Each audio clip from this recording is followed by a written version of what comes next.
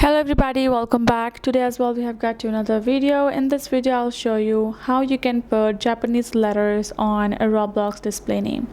But before that, please do make sure to like our video, subscribe our channel, and yes, without any further delay, let's get started. So for that, what you're gonna do is simply gonna go ahead and open up your Roblox app. Then you're gonna go back from over here, and this is right now how our name appears, right? So if you wanna make our display name to Japanese, we're gonna go to the more at the bottom, and we're gonna scroll and tap on this option of settings, then tap on this option of account info. Now we would like to change our display name, so we can tap on this, and now we're gonna add in the display name for us by using a Google Translator. So what we're gonna do is, to do that, we're gonna go ahead, go to our browser and write in your display name in Japanese. Okay, so I basically found my display name in Japanese and I've translated it. Now I'm gonna go delete it and I'm gonna go ahead paste it.